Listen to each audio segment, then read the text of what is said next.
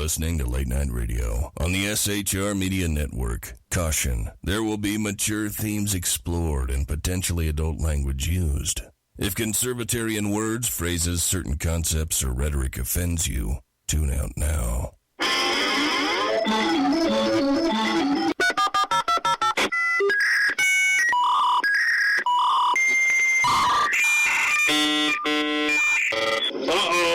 Guess what day it is? Guess what day it is? Huh? Anybody? Julie, hey, guess what day it is? Oh, come on, I know you can hear me. Mike. What day is it, Mike? Tomo, you magnificent bastard, I read your book. I drink your milkshake. How dare you? I call that bold talk for a one-eyed fat man.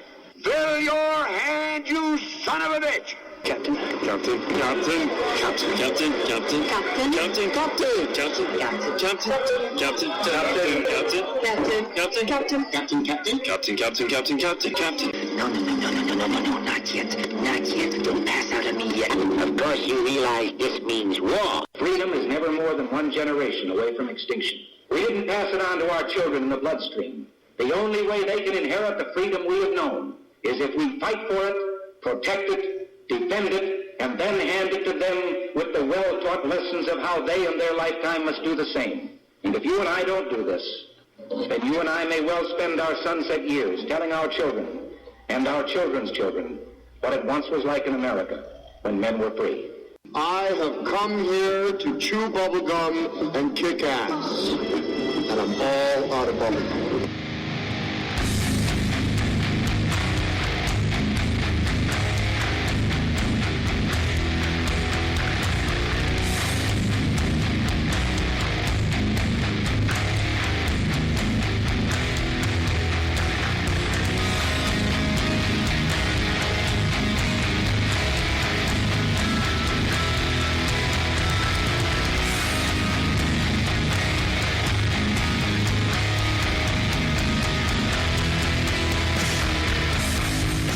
Ladies and gentlemen, boys and girls, children of all ages, welcome to BZ's Berserk Bobcat Saloon radio show, where I am broadcasting behind enemy lines in occupied California. Always spell it with a K.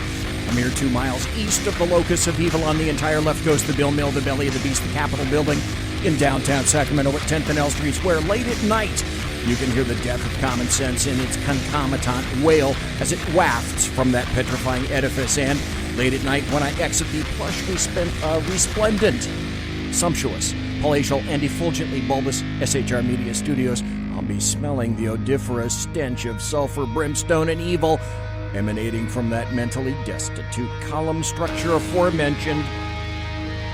We have no bartender tonight. We have no bartendress. But I want to let you know that the lava lamp is in fact lighted in the studio to my right, your left, indicating that you can listen and chat at shrmedia.com. Also, you can watch on the SHR Media Facebook page and also the SHR Media YouTube channel. I got to tell you this, we don't water our drinks just like we don't water our conversation, politics, religion, crime, culture, economics, race, sex, science, law. We talk about it all here at the saloon. Nothing is sacred. The speech is free, but the booze is not. Because it ain't getting poured tonight, for obvious reasons. All we ask is that you, well, stay home, shelter in place, and lose your freedoms bit by bit, America. No tipping your waitress, because they ain't here.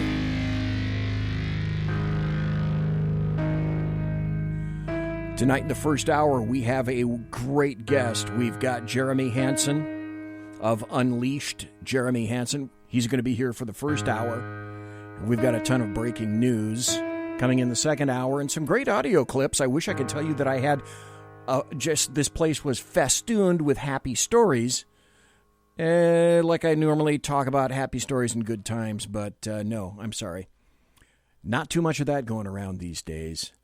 So number one, thanks for being here tonight, Jeremy Hanson of Unleashed. Jeremy Hanson, I thank you for being here. And folks, welcome, if you would please, a large round of applause Jeremy Hanson, one each, made in America. Jeremy, thanks for being here, sir. How are you, brother?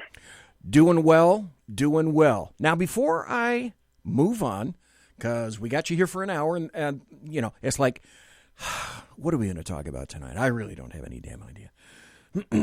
However, I want to thank you because you're in Central Time, which means it's 10:05, almost 10:06 right now, and I'm on the left coast where it's 8:06, and it's 1749 and 822.7 subclass 3, paragraph 4 in Bolivia.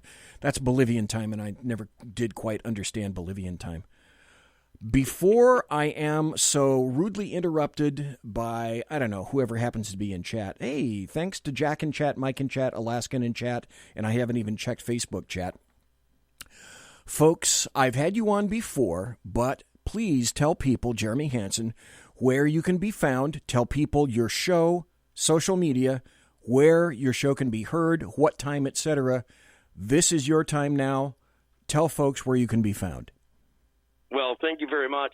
Go to UJHlive.com. That's UJH, Unleash Jeremy Hanson Live. That's the easiest way. You can find all the different spots we're at. Social media, Facebook. We're over on Instagram. Spreaker is kind of my hangout. I like Spreaker. Spreaker usually doesn't mess with me. And you know what? We're growing a pretty awesome family over there, if you know what I'm saying. Which is very interesting because I've been on Spreaker ever since I started. When I first began, people were telling me, no, go to Blog Talk Radio. I would listen to Blog Talk Radio, and I want to ask you, before we get into some other stuff, maybe I'd like to talk about maybe a little inside baseball stuff. Because go for it. I was listening to the shows that were on Blog Talk Radio. Then I would listen to various shows that were on Spreaker. And Sean Lewis chose Spreaker here to do the show. And as far as I'm concerned, there is a massive difference in the sound between Spreaker and other hosts. Spreaker, in my opinion, is a heck of a lot cleaner and has good lows, highs, mid-range, and a lot of other platforms. I find them lacking. Any thoughts about that, Jeremy Hanson? Yeah, absolutely. I've been on both. I've been on Blog Talk Radio. As a matter of fact, that's how I started. I was over on Blog Talk Radio with a guy named Eric Thompson, and we did a show years ago together. And we started on Blog Talk, and we had so many, we'd call into each other, and there was so many dropped communications. We said to hell with it. And I started searching for something else, and I kind of did what everybody else did. I went on terrestrial radio for a while, and then I went on digital on Red State Talk Radio. And then I decided that, you know what, I need to be independent finally here this year. And I happened to have Spreaker just around for a while, so I stuck with Spreaker, and I'm pretty happy with them. I am too. I think they've got a good sound quality. And the other thing you pointed out immediately, right off the bat, as opposed to YouTube and Facebook and almost anything else that you're doing video with, they don't mess with you. They haven't messed with me. I've said some kind of off-the-wall crap. I bet you have too during your life, and they have not interrupted me. Yeah, I know. I hope you're sitting down when I told you that, because you would not expect that. But they have not once screwed with me. Kudos to Spreaker for that. I think that's wonderful. Well, I'll tell you, there's a new one coming out, and I'm signed up on there, and I'm actually releasing a new comedy podcast on there. It's called Sounder.fm, and a bunch of people, or I should say, a bunch of people got together that were kind of heads of the corporate world for Spotify, iTunes, and they started a new one called Sounder.fm. And their claim to fame is they're transcribing this high-quality audio in podcasts. And they're, cool as hell to deal with. They don't care what political affiliation you have. They just want to put out great content. I find myself temporarily floored. Number one, transcripts.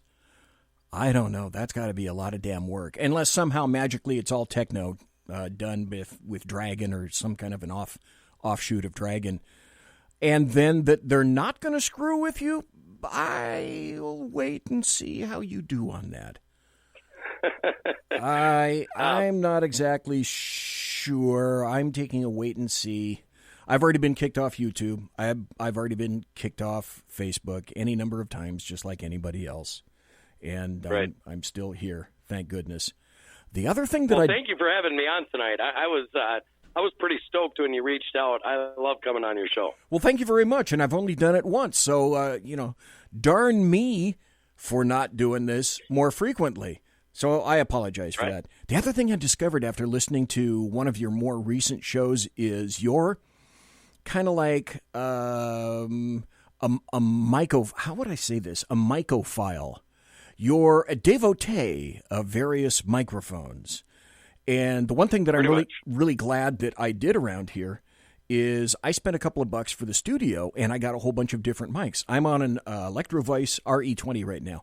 Right across the way from me is a Shure SM7B. You mentioned another microphone that you just got, an SE, and I can't remember the rest of it.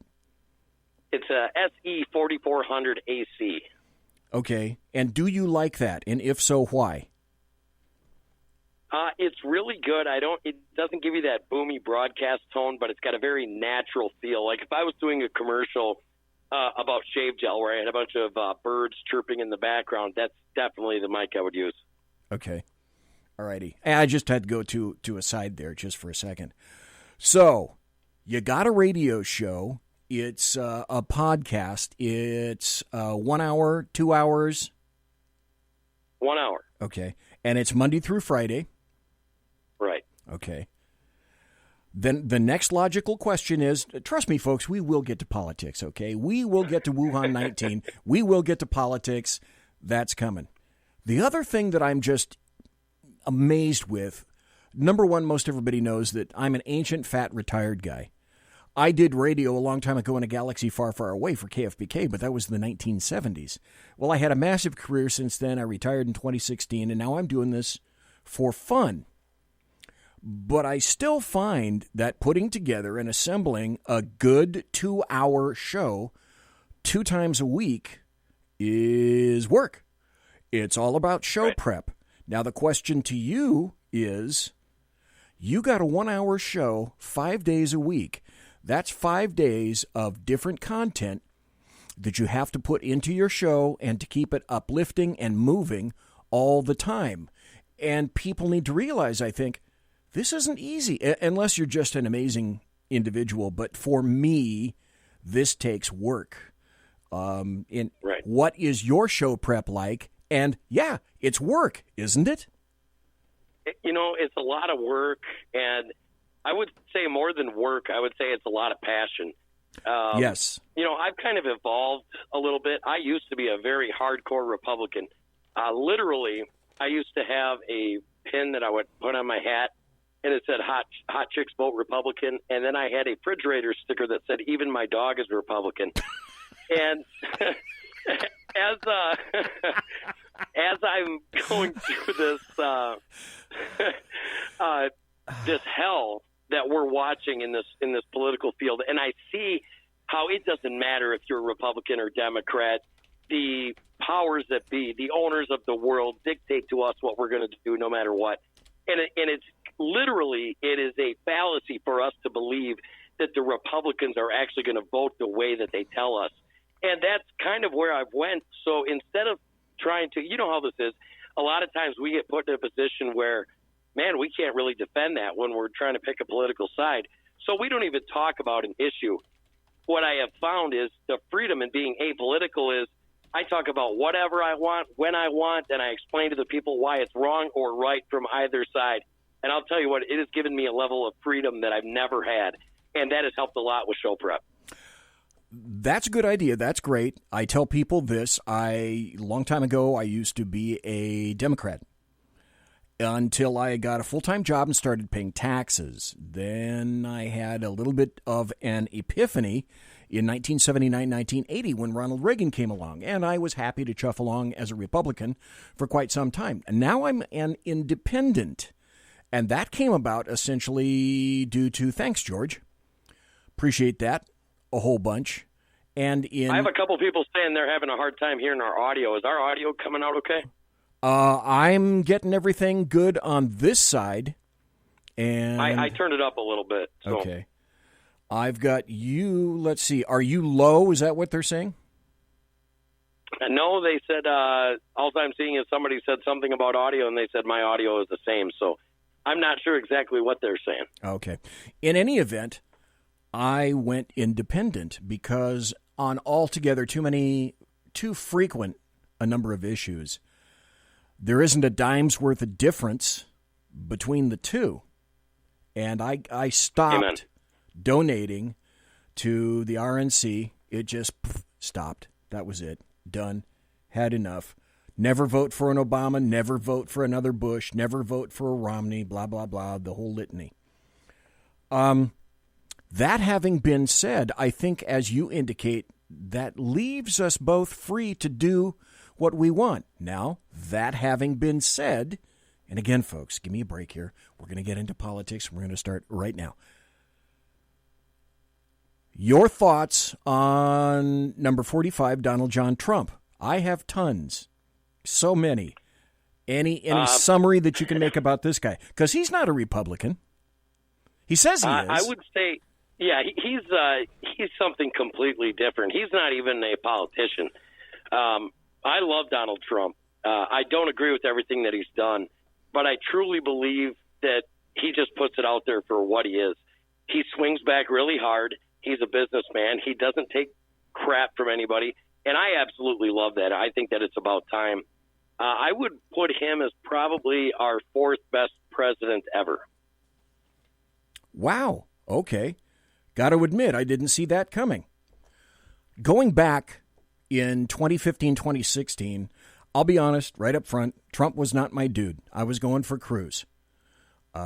And then once I began to see, and especially now, how everyone has been dumping on this guy for years and years and years.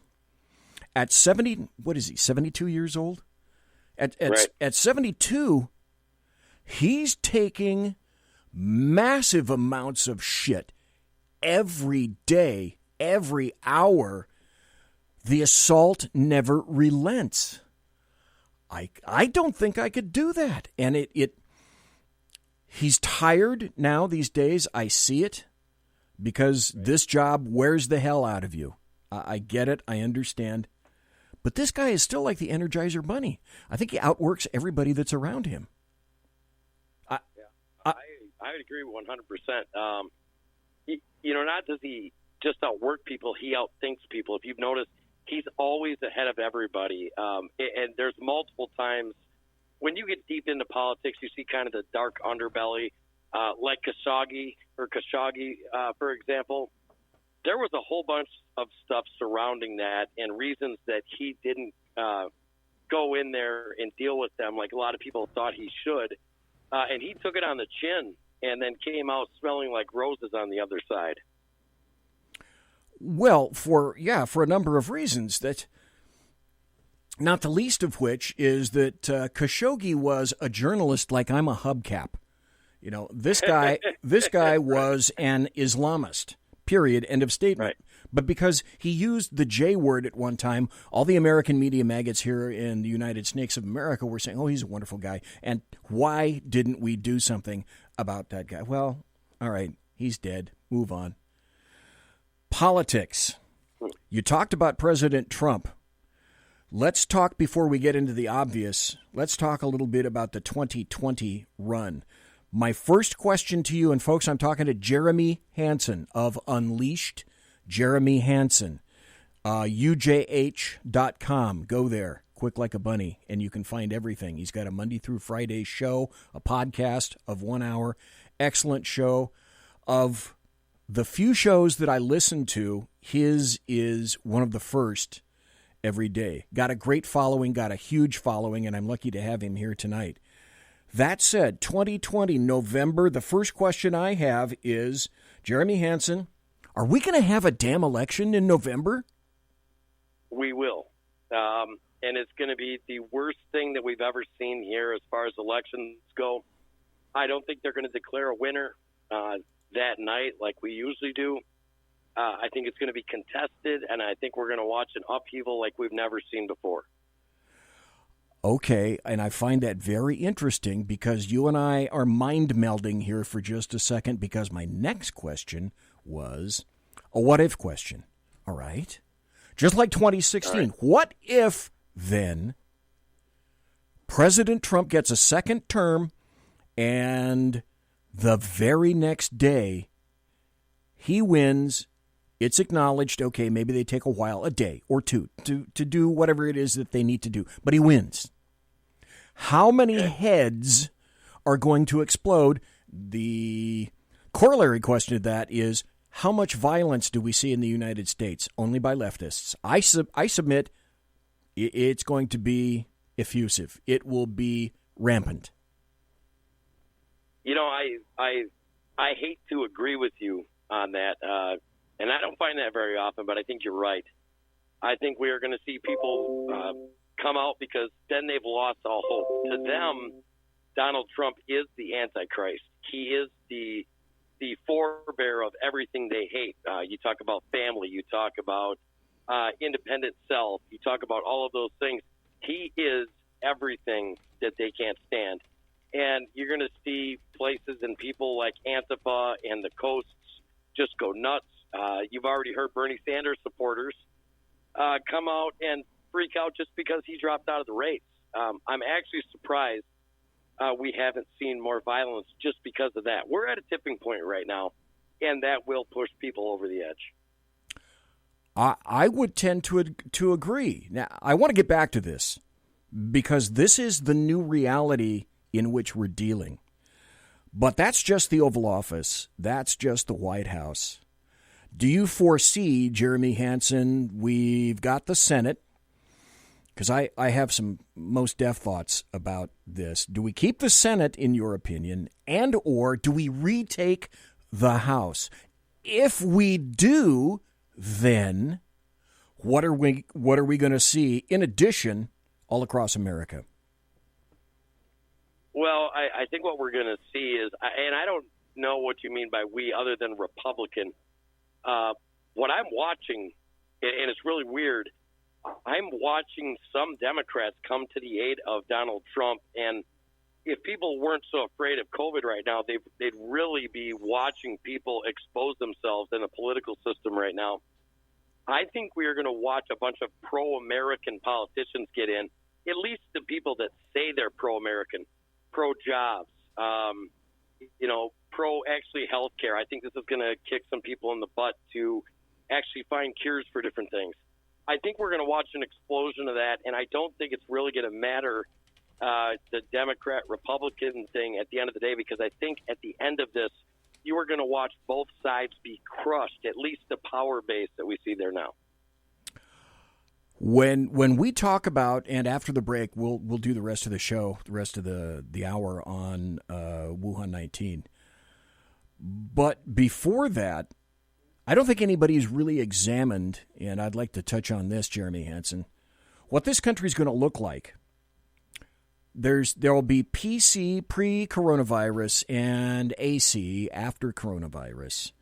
And people are trying to figure out what's life going to look like with direct, with things that directly involve the disease itself. But I think the other thing that we're going to discover is OMB, Orange Man Bad, Donald John Trump, the guy with the dead orange cat on his head, has started in motion any number of things that I can only hope we continue with. That is to say, getting the corporations directly involved in helping America. This is new. We haven't really seen this before. I hope this is a continuing thing. The other aspect that I hope we see is bring everything we can back from China. China is our enemy. If they want to make toys and trinkets, fine. Bring everything else back to America. Jeremy Hanson. Amen. You can't say it any plainer, and it's not just China. It's China. It's Mexico. It's Taiwan. It's all these different places that America sold its soul to, for a little bit of political power and a little bit of money. I just did a story today where Washington Health University got $125,000 worth of COVID tests, and they were positive for COVID. They were contaminated. If you start peeling back the red tape and you look at all these different sealed court cases around the United States where people like China or the companies that are over there are getting sued, we've had everything from bad paint, lead-based paint. We've had people take stuff that came from China and they get rashes all over their bodies. We are unfairly competing with them, and if we can bring that industry back to America, it is going to explode patriotism, let alone raise the tide of all life here in America, just with what we can bring home, what we can make, what we can do, and take a sense of pride in being American again. I would absolutely agree. Here's the other thing, Jeremy Hanson, that I love about this. This is the aspect that makes me actually be able to go to sleep at night. Because of this, it's going to make what I call the LDAM, the leftist Democrats and American media maggots, push back all the harder. But I think the curtains are beginning to part on folks understanding that globalism kills us. And the globalists are beginning to realize that the man is exposed behind the curtains, which is why we're seeing a massive pushback on globalism. And I think this is going to end up shooting globalism, at least for a while, in the foot. And I couldn't be happier about that. I think it's a wonderful thing. We're going to see a turning now, I believe, against globalism. Because the second that globalists say, oh, this illustrates perfectly why you need more globalism, they're losing. Right, absolutely. And it goes past that. I mean, we can save this until the second half, but if they find out that China used this as a biowarfare weapon, which they've admitted that they think it's a biowarfare weapon, they just say it came from us. But if that happens, on top of exposing how vulnerable we are, not just with medicine, but with the products we have, even our children playing with Chinese-made trinkets, I think that the world was in for an awakening, almost like we watched at the end of World War II with America. I would tend to agree. I have to be honest. If there's one thing that I value on the show is honesty and clarity, and this is me being honest and clear. I fervently believe, and we'll touch on more of this after the break, I fervently believe that China is completely behind this. China went into a market of PPE and saw this coming, had knowledge of it. It's like having knowledge of a brand new offering on the stock market and then taking advantage of it. We're going to, down the line, determine that China is not just the most racist, xenophobic country on the planet, period, end of statement. And maybe not the Chinese people themselves, but the Chinese communists are responsible, we will find out, for the deaths of thousands and thousands and thousands of people. China is the enemy. China isn't just the enemy of the United States. China has been identified now, in my opinion, as the enemy of the planet. And I think other countries are beginning to see that when China threatens us and saying, well, we don't care what you're saying, what you say, we don't like what you're saying, so we'll just pull your PPE and we'll keep our medicines to ourselves. You don't get any anymore. If China's going to do that to the United States, then Switzerland, Estonia, etc., all those countries, they don't mean crap. They don't mean crap. And look at people that have aligned themselves with China, like Italy, for example. Look at where that left Italy. Look at the efforts and the tools that they use to steal land in Africa, and it's going on at an alarming pace. Then you start looking at the United Nations. You start looking at WHO. You start looking at all of these international bodies that are afraid to say something about China. And finally, it seems like people in America, at least, are waking up to the BS that's going on and saying, aha, you know what? This isn't a conspiracy anymore. This is a truth hypothesis. And they're seeing this happen in real time. Well, and killing people. It's killing people. You can second guess the stats all day long. That's a story for another day that is lengthy. But still, China is killing people, and in my opinion, Facebook, YouTube, whoever the hell is listening, China needs to be destroyed. And I mean economically. I don't mean nuclear. I don't mean fusion. I don't mean any of that stuff. But economically, China needs to be destroyed for this. Taken back to the Stone Age. Folks, I'm talking to Jeremy Hanson. I'm BZ, the Bloviating Zeppelin. You're listening to The Saloon. We will be right back after this. Conservative media done right. You're listening to the SHR Media Network. From a public locker inside a dilapidated Long Island rail station comes a show designed to piss off liberals using truth, facts, and ridicule. The Lid Radio Show, featuring the conservative voice from the People's Republic of New York, the Lid himself, Jeff Dunitz. Tune in every Wednesday at 2 p.m. Eastern, 11 a.m. Pacific on the SHR Media Network. Go to shrmedia.com. At Lid Radio, we fight for the truth, justice, and a good kosher T-bone. If you don't listen, Hillary Clinton might sneak into your bedroom in her housecoat late at night and blame you for her election loss. It's the Lid Radio Show with Jeff Dunitz. For 50 years, I've seen the American people blinded by corrupt politicians, a lapdog media, and deceptive Islam. The one thing the elites fear is one man with a cane. I'm Dave Milner.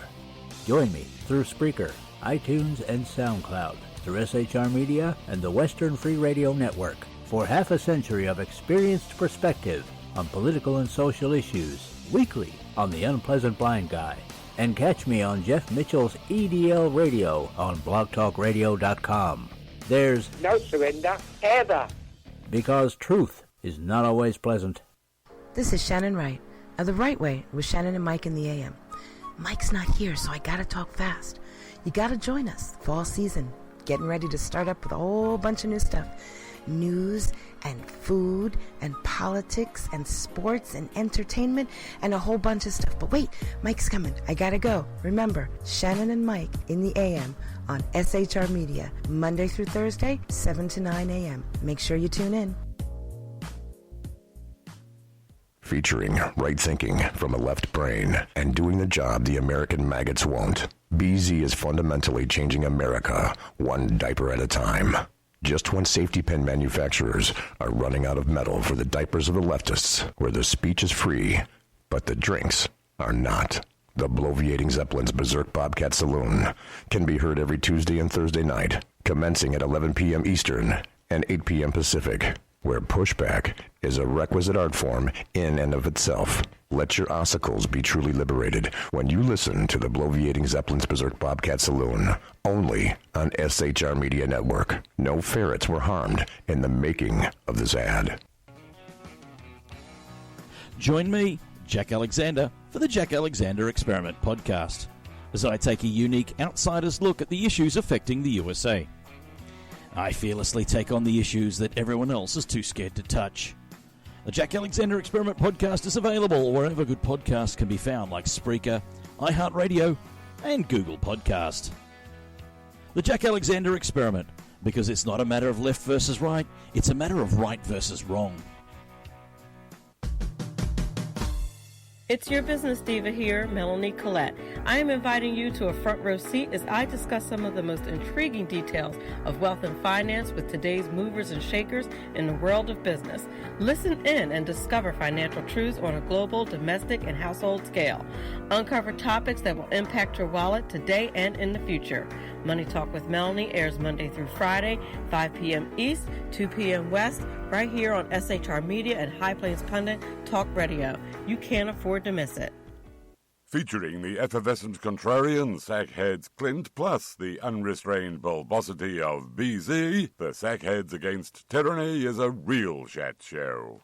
Doubling your late-night conservative talk show pleasure with Double the Hosts, you can listen every Wednesday night at 8 p.m. Pacific, 11 p.m. Eastern.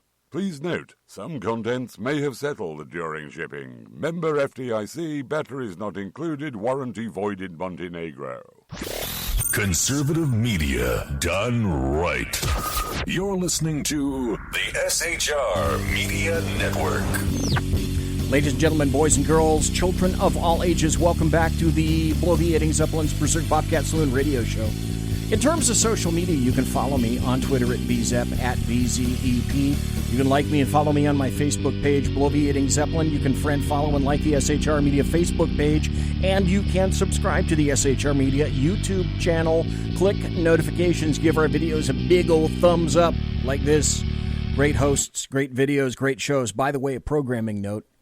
Shannon and Mike in the morning, the right way in the morning, they are back, and they are on Spreaker, and you can listen to them. Great morning show right here on SHR. They hast returneth. Wonderful folks. Oh, by the way, do you happen to be a supporter of the Second Amendment? Are you interested in gun rights?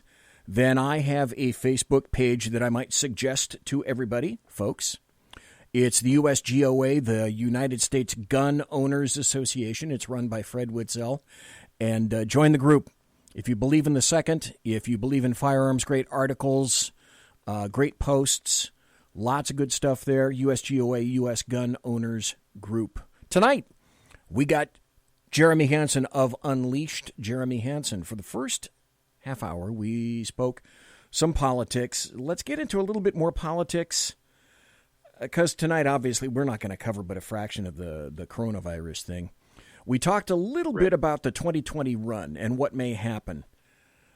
So, Jeremy Hanson of Unleashed, Jeremy Hanson, what do you believe is the chance of Joe Biden making it all the way to, I don't know, past 20 steps out his door, or into an actual debate, or how's the DNC going to handle this guy?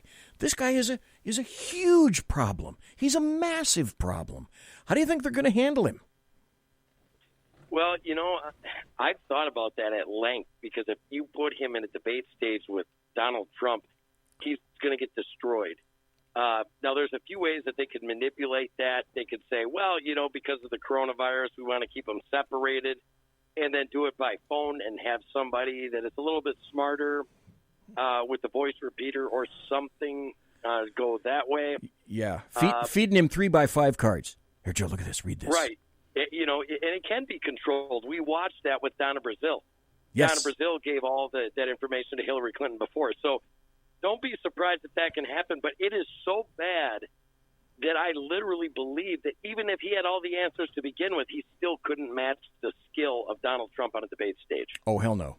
No. Even 3 years ago, 4 years ago, 5 years ago, I believe he would get slaughtered. If they made that a PPV, if they made that a pay-per-view event, I'd actually pay money to watch it. Not in a separate room, but if they were on the same stage together, at lecterns, looking at each other. Oh, I'd love to see that. I would absolutely love to see that.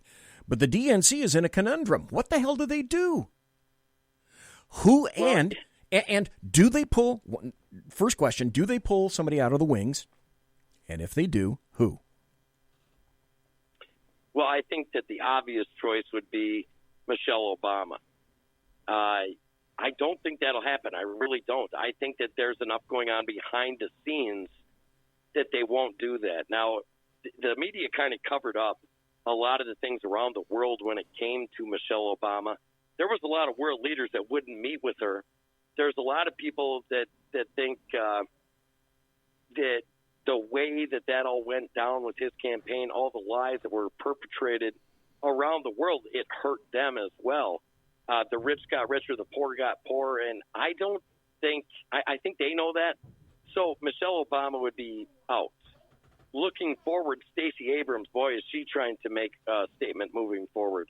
If that the former Attorney General from Holder? California, what's her name? Eric Holder? No, Kamala Harris. Oh, Kamala Harris, okay. Now, if she went on, there is so much dirt behind her. Rush Limbaugh would have her eliminated literally within 3 months of running. I think that what we're going to see is somebody new, kind of like Barack Obama. We are going to see either a Latino or a minority female that is very articulate, very smart, very happy, and she is going to bring the good side only, and they are going to frame her that way. And you know what? Nobody's going to get any real information from them. Well, it's like sitting in a courtroom, and this has happened to me dozens and dozens of times in 41 years as a cop. You're going to testify. I was on the stand once for 2 weeks. That's a story for another day. But anyway, when you can't win, you go for the ad hominem attacks. They don't have the facts. They certainly don't have the economy. And I don't think, well, let me stop right there. Jeremy Hanson, do you think the coronavirus right now is in and of itself enough to sink Donald Trump? No, absolutely not. As a matter of fact, what they didn't plan on, the coronavirus, the way that it's right now, they came out brilliantly and said, we're going to open up parts of the country, but because what you're going to watch are the parts of the country that open up are going to be thriving. And the people that are sitting back, if the media does its job and shows how things are thriving in those areas, other people that are struck down are going to start getting angry and angry and angry. Yes. We're not going to see this great big blow up of coronavirus. It isn't going to happen. The antibodies, regardless of what they tell you on mainstream media, the antibodies that have been building up in these people, some scientists say since last November. I'm not talking 2019. I'm talking 2018. People have been building up antibodies for this. They say that we have up to 23 million people that have it. It is in, no matter which way it goes, it is in Donald Trump's court. The faster the economy recovers, the more he wins. The slower that some areas recover, which will primarily be super progressive strongholds, they're going to get angry at their government. It's a win for Donald Trump. As a matter of fact, I can't see a scenario that he doesn't obliterate all expectations. I would tend to agree. I have a bet with a guy who I will not name, but he and I have a bet, and I said Donald John Trump will take the Electoral College, and Donald Trump will win the popular vote. Both. Any thoughts on that, Jeremy Hanson?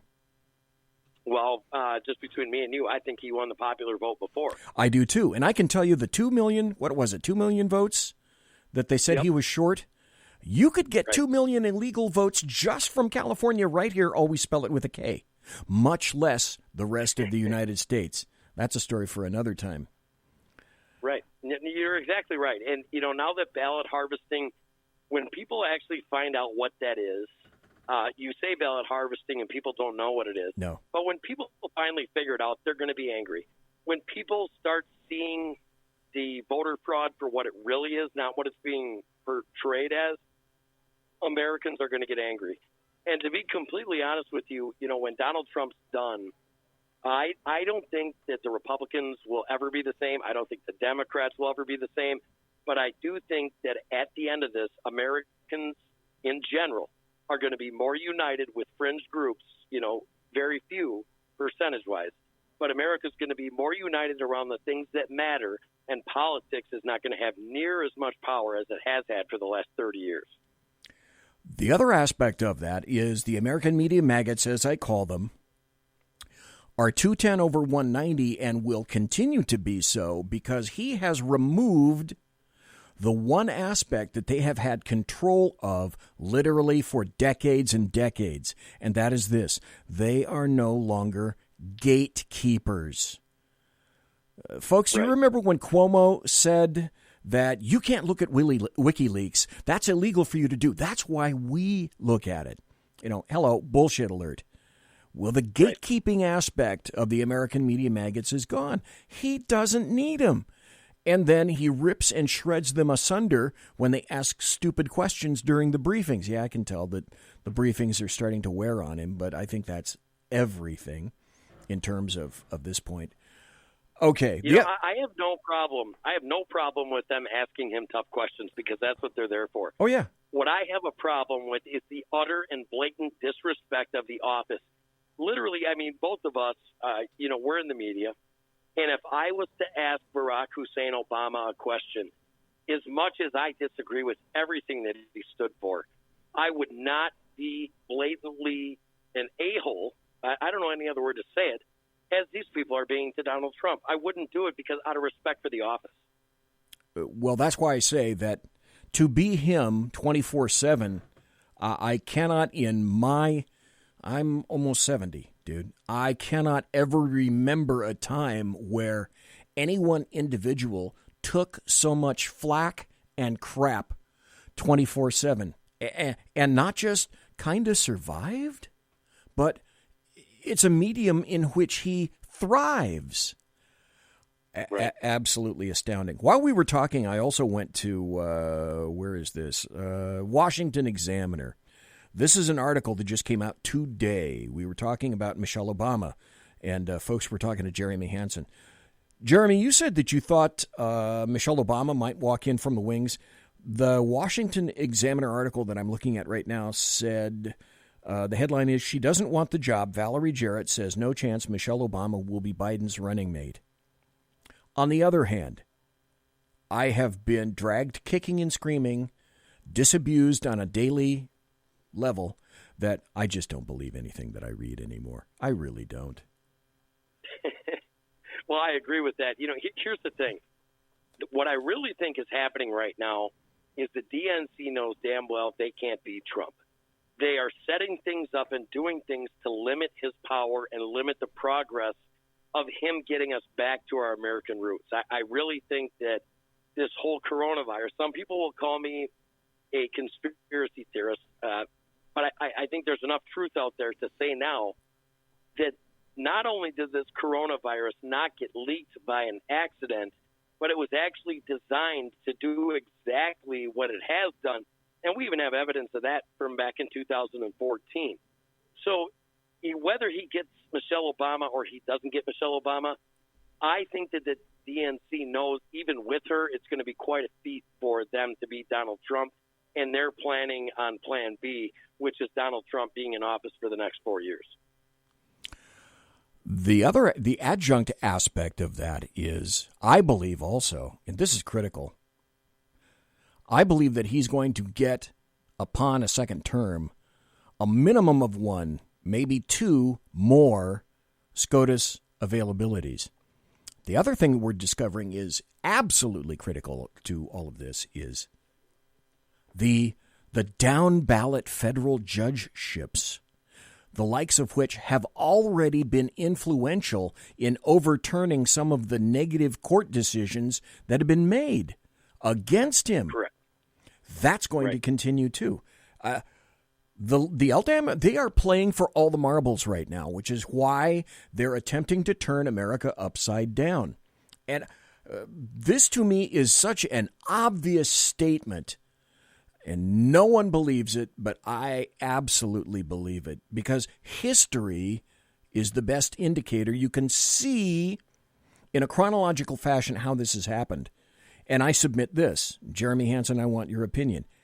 Anything and everything that Trump says, does, or advocates, all he has to do is make a statement, whatever that is, the LDAM will be against it. Just because. I believe that to be true. Absolutely. I believe that. Oh, I absolutely believe that to be true. And there was a meme running around last year that said, do you want to see Democrats defend gun rights? Just have Trump say we need to do away with the Second Amendment, and all of them would be would be doing it. And I truly believe that. It doesn't matter what he says. For example, what was it? 4 women that came out against Donald Trump, and since then they've all recanted and said, okay, yeah, I was put up to it. Yeah. The media doesn't cover it, but that's what happened. Now we've got 7 women that have came out against Biden. And the same people that were chastising Donald Trump are now saying, give him a chance. Let's give him some due process. Listen to him. Listen to what he has to say. We don't know about these women.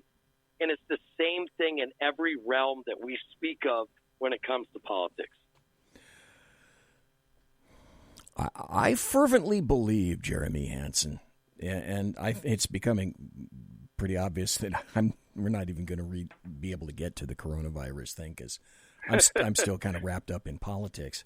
But that having been said, I think that like a duck, the DNC appears one way above the water. Under the water, they're paddling like hell. And I think that they realize that they themselves are on the cusp of a precipice, and they've got this wide, yawning chasm that they're looking at, and all it would take to make them irrelevant, essentially, is a fairly good push, which is why I say there's nothing more dangerous than a cornered animal. And as far as I'm concerned, the DNC and the Democrats are a cornered animal, and they're dangerous right now. And they will do anything and pull anything in order to remove Trump. That's, for them, they think that's the play. For the rest of America, it is pulling the curtain aside and letting people see who they really are. Jeremy Hanson, your thoughts? I completely agree. However, there is a group of people in this country that don't care what it takes to beat Donald Trump. There is a group of people in this country that not only hates Trump so bad that you could completely rip up the Constitution. There's a group of people. Let me give you an example. I had this guy that was a friend on Facebook.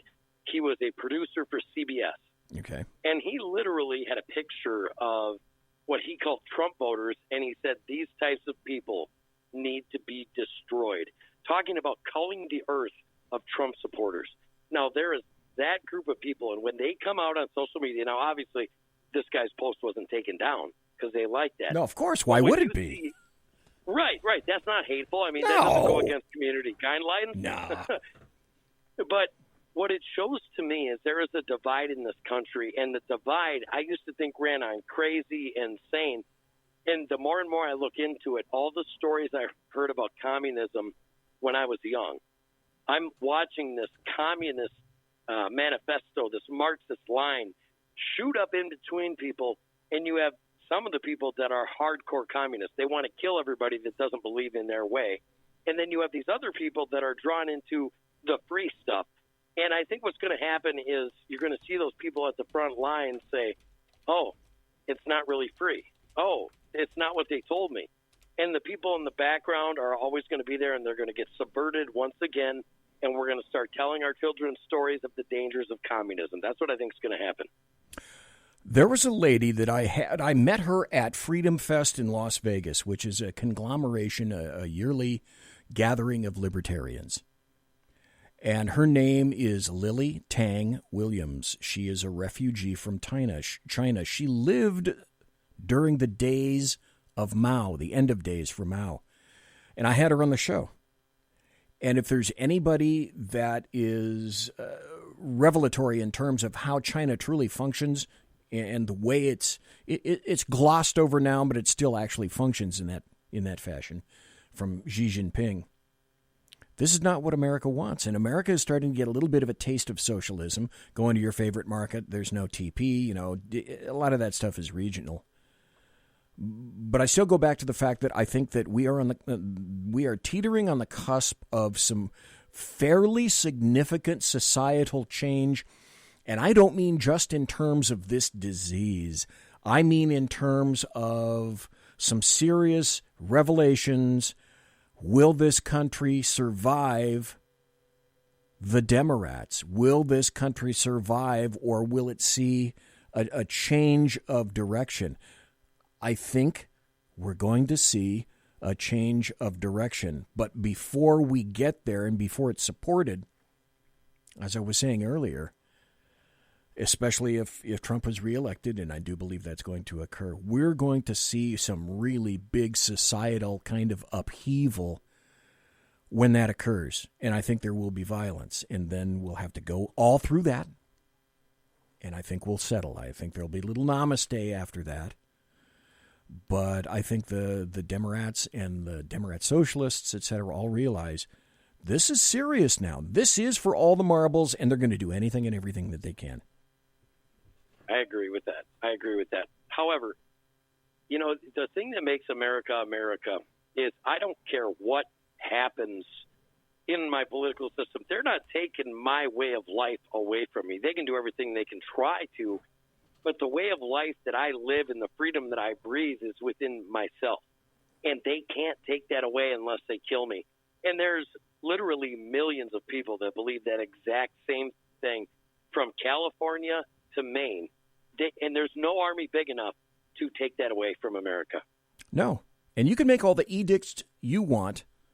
For example, it's no surprise everybody knows that I'm a cop. I worked as a cop for 41 years. I've gone to any number of cop-oriented groups and websites and specifically tried to light a fire under some of these fuckers. And I know that there is a massive amount of leftists in cops now, in copdom, and they're at the admin level.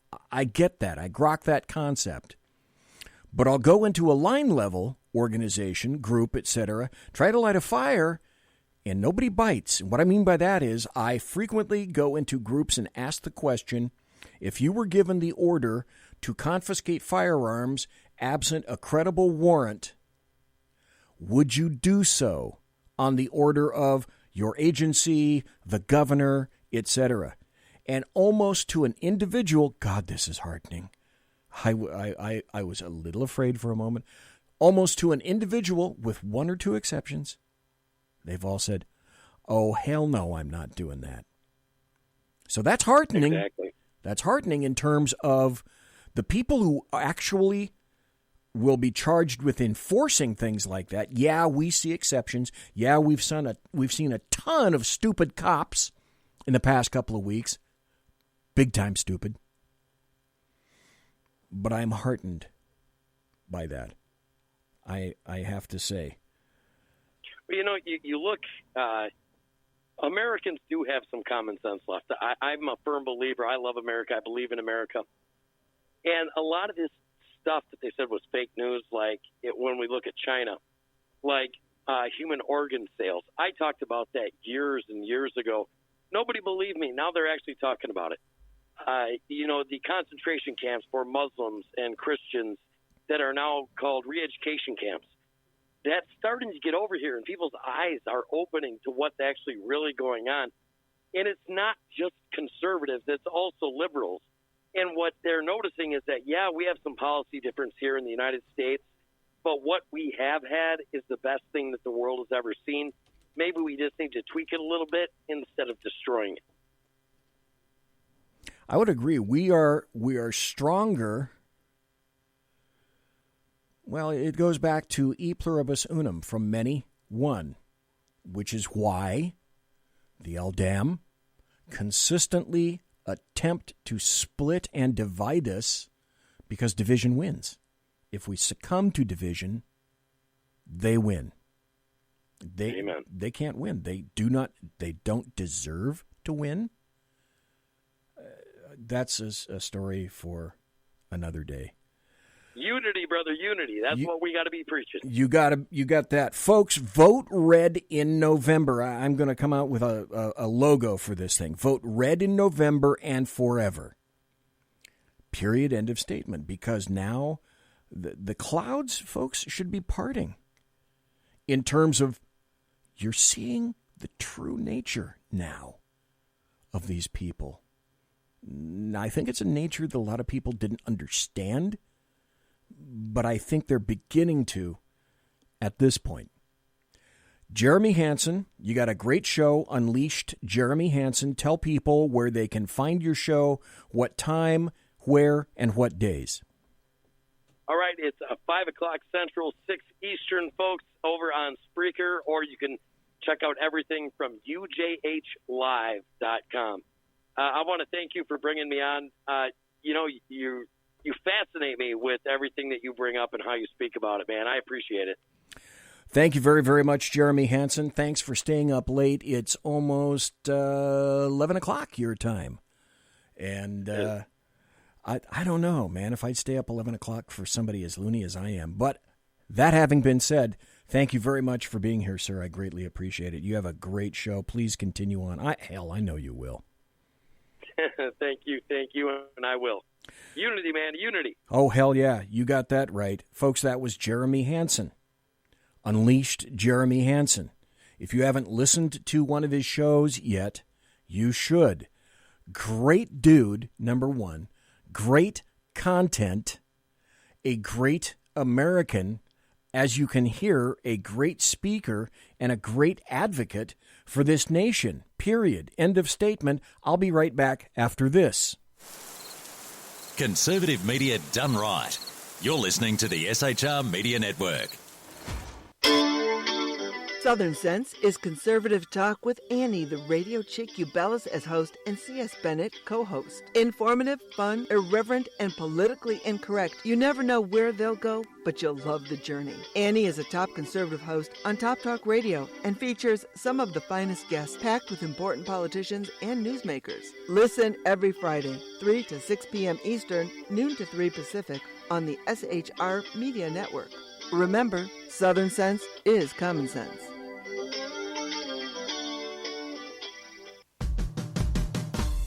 It's your business diva here, Melanie Collette. I am inviting you to a front row seat as I discuss some of the most intriguing details of wealth and finance with today's movers and shakers in the world of business. Listen in and discover financial truths on a global, domestic, and household scale. Uncover topics that will impact your wallet today and in the future. Money Talk with Melanie airs Monday through Friday, 5 p.m. East, 2 p.m. West, right here on SHR Media and High Plains Pundit Talk Radio. You can't afford to miss it. From a public locker inside a dilapidated Long Island rail station comes a show designed to piss off liberals using truth, facts, and ridicule. The Lid Radio Show, featuring the conservative voice from the People's Republic of New York. The Lid himself, Jeff Dunnett.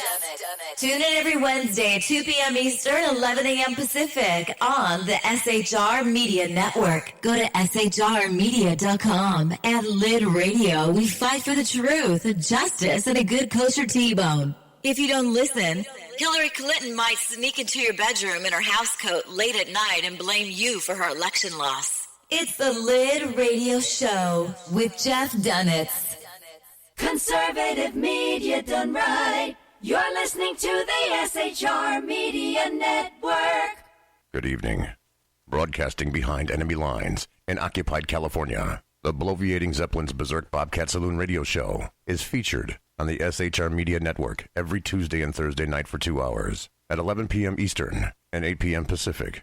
Whilst manufacturers are running out of metal for the diapers of the leftists, BZ continues to radically change the world of leftists, one diaper at a time. Stop balancing your checkbooks. Stop cleaning your fish tanks. The bloviating Zeppelin's Berserk Bobcat Saloon radio show is your magnet for truth, justice, obesity, a darkened studio, and late-night freedom. No United States of America freedoms were abridged in the making of this ad. This is Shannon Wright. And this is Michael Wright. Reminding you to listen to The Right Way with Shannon and Mike. Every Monday through Thursday. 7 to 9 a.m. Right here on SHRmedia.com. Join me, Jack Alexander, for the Jack Alexander Experiment podcast, as I take a unique outsider's look at the issues affecting the USA. I fearlessly take on the issues that everyone else is too scared to touch. The Jack Alexander Experiment podcast is available wherever good podcasts can be found, like Spreaker, iHeartRadio, and Google Podcast. The Jack Alexander Experiment, because it's not a matter of left versus right, it's a matter of right versus wrong. After 6 years covering terror and corruption, the unpleasant blind guy is making a change. I'm Dave Milner. Join me on Spreaker and YouTube through SHR Media and on the Western Free Radio Network as I team up with Jeff Mitchell, host of the English Defense Elite radio show on blogtalkradio.com. Check show pages for airtimes. It's the Unpleasant Blind Guy. On EDL Radio.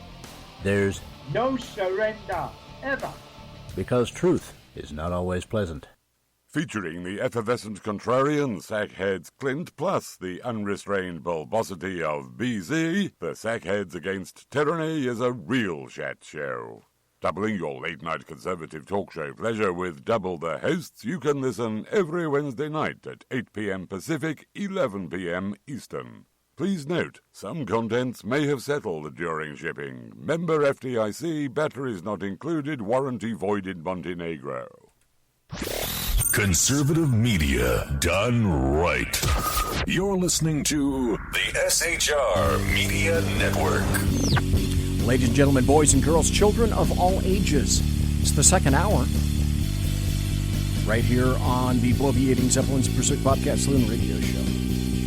I had Jeremy Hanson on the first hour. Great guy, great show. Thanks, Jeremy, for being here. Massive appreciations to you. Folks, I also want to tell you that if on Facebook, if you're a member of Facebook, if you're a supporter of the Second Amendment, then I would highly recommend the USGOA, which is the United States Gun Owners Association. It's run by Texas Fred, so that's about all you need to know right there. Dude is a massive Second Amendment supporter, Texas Fred. USGOA on Facebook, become a member. You go in, you say hello, you apply, they look at you, they turn you upside down, they shake out all the change from the sofa. Once they've hoovered that up, you're in like Flint. Just thought I'd tell you. A lot of stories, a lot of audio clips, and this is going to concentrate mostly on Wuhan 19 for the second hour. A ton of stuff, ton of news stories have come out. One of the most recent news stories is Brett Baer and Greg Ray broke a story last week on China's Wuhan 19 response.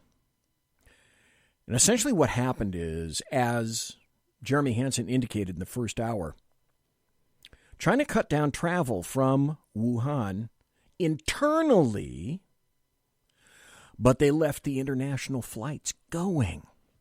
Meaning, translated, I know what a great idea to protect us, and the rest of the planet can go straight to hell. I submit at that time China already knew that this was a massively devastating virus.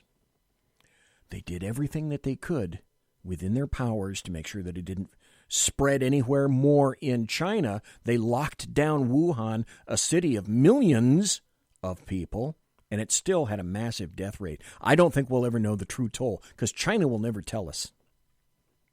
And then they let it spread all around the world.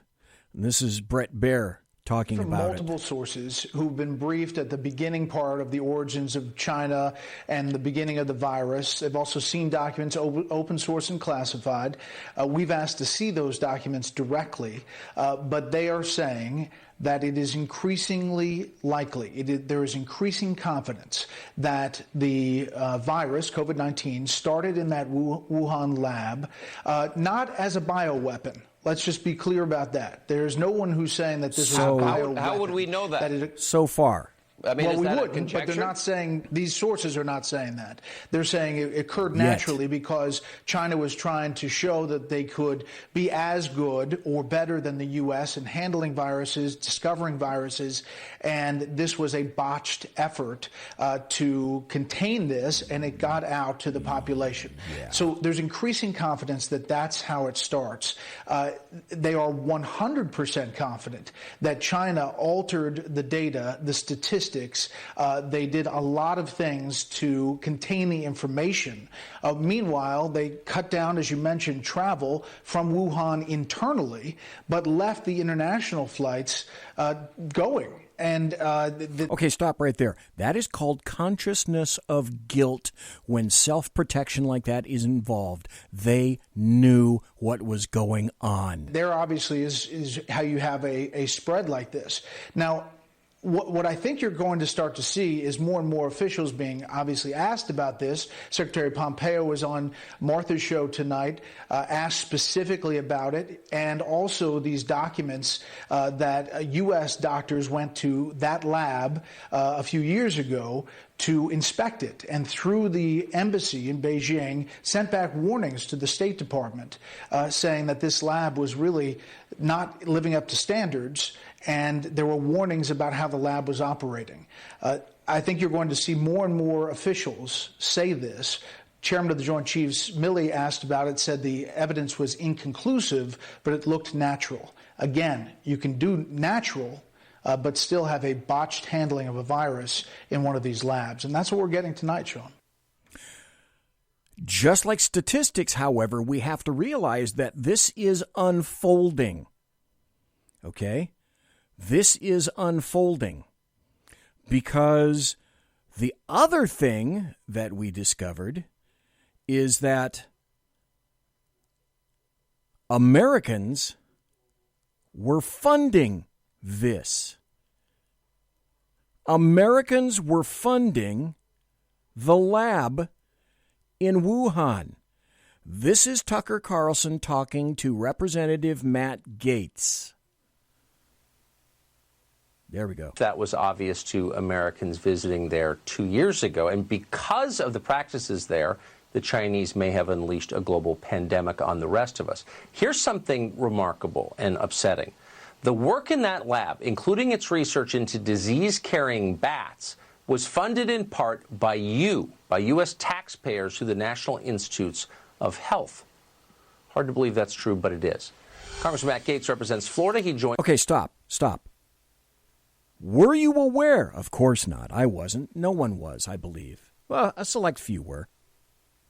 That not only do we have apparently lazy corporations interested in getting as much as they can on the cheap, but apparently we have lazy researchers, too, who are not interested in doing the research and keeping the research here in America, using your taxpayer dollars to fund that lab in Wuhan that literally ended up unleashing a plague on the planet. This isn't a novel. This is real life. Joins us tonight to follow up on this story. Congressman, that's one of those stories that if you had said that out loud a week ago, I think even I might have dismissed you as insane, but it's true. How did this happen? Yeah, I'm against funding Chinese research in our country, but I'm sure against funding it in China. The NIH gives this $3.7 million grant to the Wuhan Institute of Virology. They then advertise that they need coronavirus researchers. Following that, coronavirus erupts in Wuhan. And then what's really troubling to me is that either conspicuously or miraculously, the Wuhan Institute of Virology is able to sequence the virus on January 2nd, but China doesn't admit to the virus existing to January 9th, and then the Wuhan Institute of Virology doesn't release this important scientific information to the world until January 12th. So at best, Americans are funding people who are lying to us, and at worst, we're funding people who we knew had problems handling pathogens, who then birthed a monster virus onto the world. Stop. I will say this now until the day that I die. People said it was Russia, impeach, Mueller. Now Trump is to the point where what else are you going to unleash on Trump? Because you've already done the pandemic thing. But in terms of China, I said the first hour, China needs to be destroyed behind this. I don't mean nuked. I mean fiscally, economically, reduced to rubble. They unleashed a plague on the entire planet. Intent doesn't have anything to do with this, in my estimation. What do you think the world would be saying right now if it was discovered that a virus like this got out of a U.S. lab, wound its way across the United States, and then was exported to the world? What do you think the world would be saying and doing to the United States right now? There's your answer. And yet people are going, well, to even call it Wuhan is racist. By the way, China is about to eclipse us in terms of the size of its economy, if it hasn't already, and it seems like it already may have. Either way, why would we be sending any money to China for any purpose? There is a far too cozy relationship between U.S. research and Chinese research because there are some research institutions in our country who realize the short-term benefit of Chinese cash. But that doesn't excuse our government. And what should really trouble viewers is that this is an active grant. This isn't something of yesteryear. And so I've called on Secretary Azar to immediately halt this grant to the Wuhan Institute of Virology. They have not been honest, and at worst, they've been negligent to the point of many deaths throughout the world. This will live on for all time as a metaphor for our incompetence and self-loathing. It looks like there is evidence that this virus escaped from the lab. We don't know that that happened, but it's not a crazy supposition. And now it turns out we were funding the lab. Do you think, just to bottom line it for us, that someone can end the funding to the Wuhan Institute of Virology? If we can't do that, I mean, really. Well, I believe that Secretary Azar can do it with the stroke of a pen, and certainly it is consistent with the fantastic news that President Trump gave us today, that the United States is no longer going to be a patsy for these America Last organizations like the WHO and the WTO.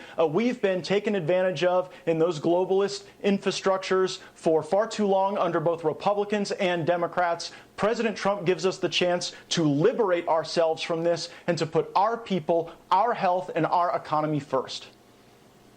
Absolutely. Folks, this is a war. It's a war. Yeah, it's a pandemic. Yeah, it's a war. But we're fighting so many other people on so many other levels, not the least of which is China. What do you think? Because, as Brett Baer said, and the folks in chat, and thanks for still being in here, Alaskan Jack, Whiskey Dale, and all the others that are in chat right now. What will happen, because the investigation is ongoing, what would or should happen to China if, I suspect, when it's discovered? And trust me, China is doing its level best to cover its tracks and eliminate any and all evidence possible. But people still talk, and there may still be some evidence out there. What will the world do to China if it's discovered, and the Chinese know this,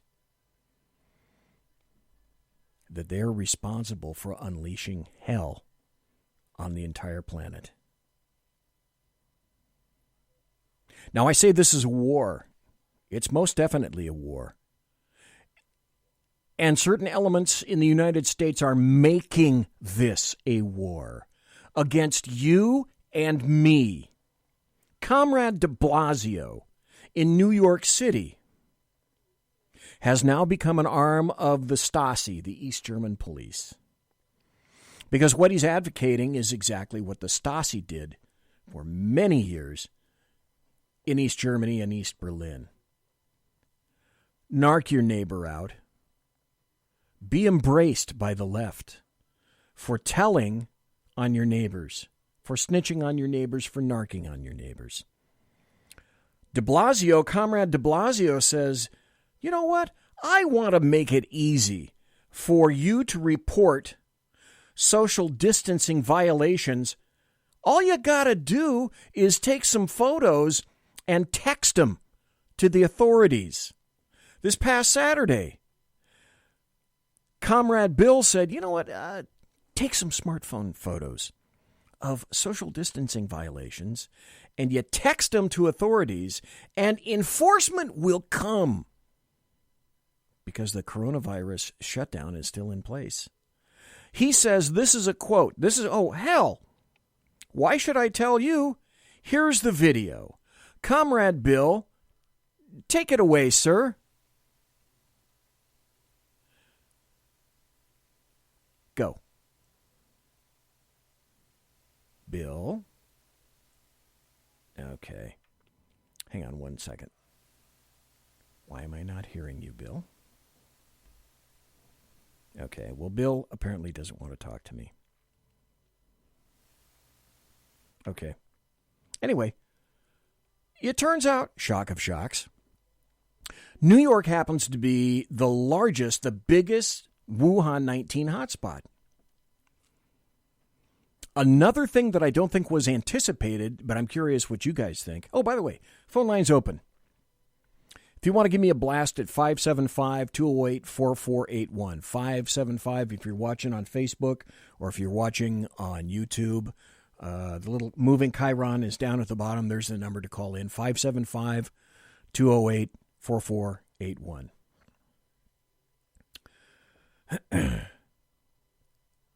We're going to discover, I believe, one of the clear to me implications of this is I believe we're going to see people begin to leave what I term urban rat cages. But leftists want you crammed into urban rat cages because it advances their agenda. They get to control you much more readily. Small footprint, New York City, assload of people, and you build up. It's a perfect utopia, isn't it?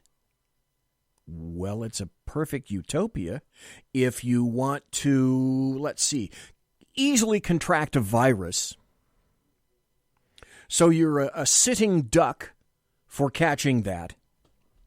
And then you're also probably least prepared to deal with any of those things. It may be a while before you're helped. And then in terms of power and control, you're the first to lose your rights and your freedoms. In the meantime, people in other areas that are not jammed up like herring in subways and elevators and public transportation and buildings in the streets, people that are in regular states that are not urban rat cages, how odd is it that they're not affected like New York? Imagine that. No, it's not hard to imagine. It's not tough to imagine. But again, it's all about power and control. We've seen it from people in the state. And then here comes AOC. And because oil has crashed, the Saudis and Russia helped with that. And oil went to negative $30 a barrel yesterday because we're running out of capacity. However, the one brilliant thing from Donald John Trump, the guy with the dead orange cat on his head, is, you know what? This is a perfect time to buy and stock up America's petroleum reserve. Perf. Like that a lot. But AOC, in her Democrat socialist ways, says that she's celebrating the oil crash. I absolutely love to see it. And then, oddly enough, she deleted that tweet. God, imagine that. Because U.S. equity markets crashed on Monday. In a way, I kind of like that because oil speculators had that jammed up their ass. And I kind of enjoy that aspect of it. Speculators can go to hell. But then she stuck out a tweet that said, yeah, you absolutely love to see this kind of stuff. This is from her tweet. This, along with record low interest rates, means it's the right time for a worker-led mass investment in green infrastructure to save our planet. Cough. Thanks. So, thanks, leftists. Really appreciate that. Then, you got to admit, Nancy Pelosi is frequently the gift that keeps on giving. Just like Joe Biden is the gift that keeps on giving. Here's a new ad. This is about 1 minute and 15 seconds. I think it's from the Trump campaign. I don't know for sure, but this is... I'm loving this. This is a brutal ad. That ice cream segment where Nancy Pelosi is eating that rich ice cream at like $15 a little quart. And she's standing in front of her $24,000 refrigerators in her home. Yeah, I don't think that's going to play real well for San Fran Nan. Well, let's listen. We turn now to that $350 billion fund to help small businesses and its workers get through the shutdown. It will be up to Congress to restock it. But Democrats blocking that move this morning. They asked for $250 billion in 48 hours. I said, well, I don't think so. They objected, and I congratulate the Senate Democrats. Speaker Pelosi, what are you going to share with us from your home? Chocolate candy. Yeah. Thousands have been forced to wait for hours at food banks all across the country. This is my chocolate, and then we have some other chocolate here. We just got it restocked with the ice cream. You don't want to eat up everything all at one time. I can't do it much longer. I'm trying so hard. We were, shall we say, enjoying. Having to admit that, we're starving, and I like it better than anything else. Taping this segment, there are 20. Yeah, nothing like standing in front of your $24,000 Sub-Zero refrigerator, you elitist. 2 million people out of work. This specific program is about stopping job losses today. This is hurting people bad. Other people in our family go for some other flavors, but right now it's survival move. You don't know where that next something else is going to come from. I don't know what I would have done if ice cream were not invented. I just wonder.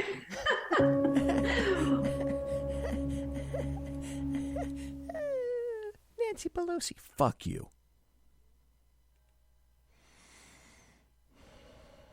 Now let's talk about fake news. Huh?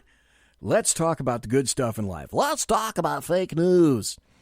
Here's an article from the New York Post. CBS admits, and I'm sure you probably already heard about this, but now it's confirmed. Do you remember seeing some of the footage that you saw?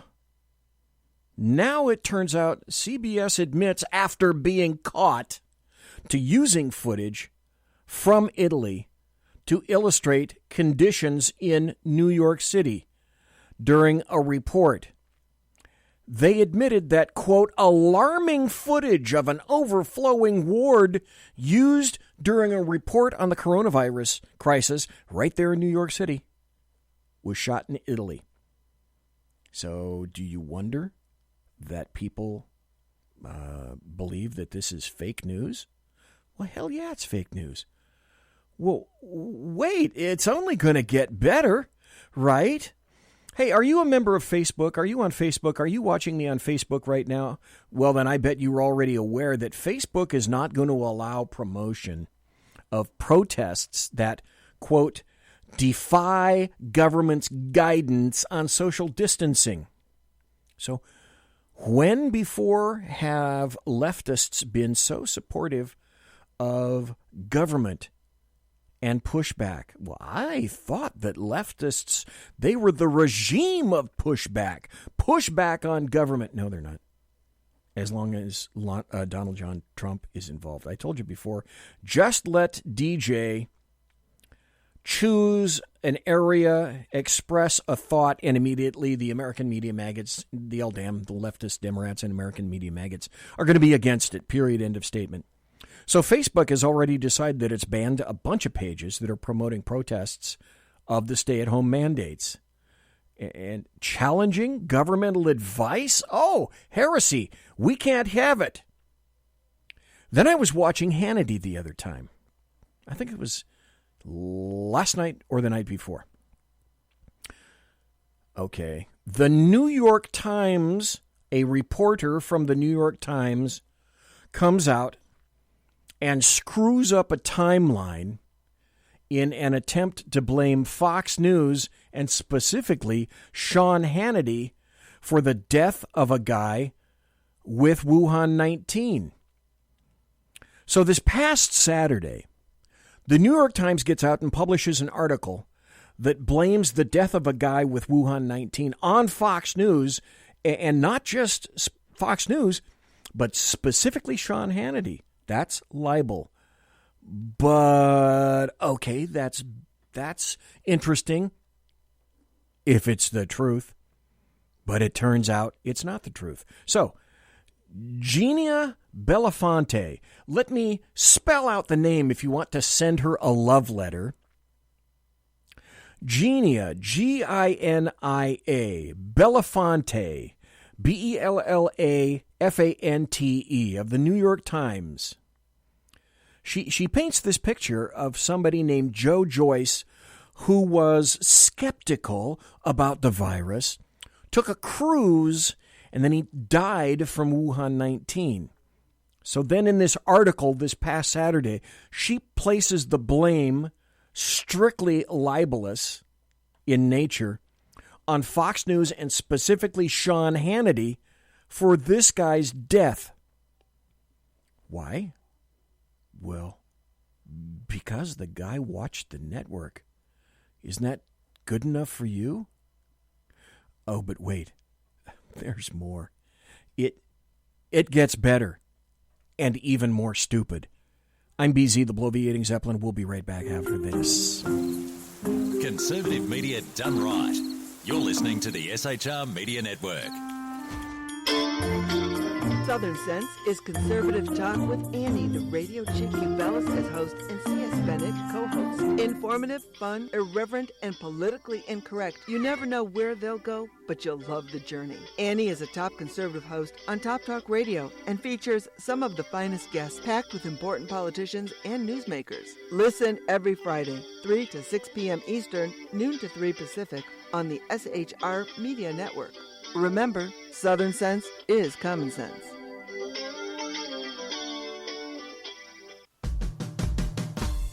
It's your business diva here, Melanie Collette. I am inviting you to a front row seat as I discuss some of the most intriguing details of wealth and finance with today's movers and shakers in the world of business. Listen in and discover financial truths on a global, domestic, and household scale. Uncover topics that will impact your wallet today and in the future. Money Talk with Melanie airs Monday through Friday, 5 p.m. East, 2 p.m. West, right here on SHR Media and High Plains Pundit Talk Radio. You can't afford to miss it. From a public locker inside a dilapidated Long Island rail station comes a show designed to piss off liberals using truth, facts, and ridicule. The Lid Radio Show, featuring the conservative voice from the People's Republic of New York. The Lid himself, Jeff Dunnett. Tune in every Wednesday at 2 p.m. Eastern, 11 a.m. Pacific on the SHR Media Network. Go to shrmedia.com. At Lid Radio, we fight for the truth, justice, and a good kosher T-bone. If you don't listen, Hillary Clinton might sneak into your bedroom in her housecoat late at night and blame you for her election loss. It's the Lid Radio Show with Jeff Dunnett. Conservative media done right. You're listening to the SHR Media Network. Good evening. Broadcasting behind enemy lines in occupied California, the bloviating Zeppelin's Berserk Bobcat Saloon radio show is featured on the SHR Media Network every Tuesday and Thursday night for 2 hours at 11 p.m. Eastern and 8 p.m. Pacific. Whilst manufacturers are running out of metal for the diapers of the leftists, BZ continues to radically change the world of leftists, one diaper at a time. Stop balancing your checkbooks. Stop cleaning your fish tanks. The bloviating Zeppelin's Berserk Bobcat Saloon radio show is your magnet for truth, justice, obesity, a darkened studio, and late-night freedom. No United States of America freedoms were abridged in the making of this ad. This is Shannon Wright. And this is Michael Wright. Reminding you to listen to The Right Way with Shannon and Mike. Every Monday through Thursday. 7 to 9 a.m. Right here on SHRmedia.com. Join me, Jack Alexander, for the Jack Alexander Experiment podcast, as I take a unique outsider's look at the issues affecting the USA. I fearlessly take on the issues that everyone else is too scared to touch. The Jack Alexander Experiment podcast is available wherever good podcasts can be found, like Spreaker, iHeartRadio, and Google Podcast. The Jack Alexander Experiment, because it's not a matter of left versus right, it's a matter of right versus wrong. After 6 years covering terror and corruption, the Unpleasant Blind Guy is making a change. I'm Dave Milner. Join me on Spreaker and YouTube through SHR Media and on the Western Free Radio Network as I team up with Jeff Mitchell, host of the English Defense Elite radio show on blogtalkradio.com. Check show pages for airtimes. It's the Unpleasant Blind Guy. On EDL Radio. There's no surrender, ever. Because truth is not always pleasant. Featuring the effervescent contrarian Sackheads Clint plus the unrestrained bulbosity of BZ, the Sackheads Against Tyranny is a real chat show. Doubling your late-night conservative talk show pleasure with double the hosts, you can listen every Wednesday night at 8 p.m. Pacific, 11 p.m. Eastern. Please note, some contents may have settled during shipping. Member FDIC, batteries not included, warranty void in Montenegro. Conservative media done right. You're listening to the SHR Media Network. Ladies and gentlemen, we are back. It's the final 25. The final 25 minutes of the Bloviating Zeppelins Berserk Bobcat Saloon radio show, live and direct right here on the SHR Media Network.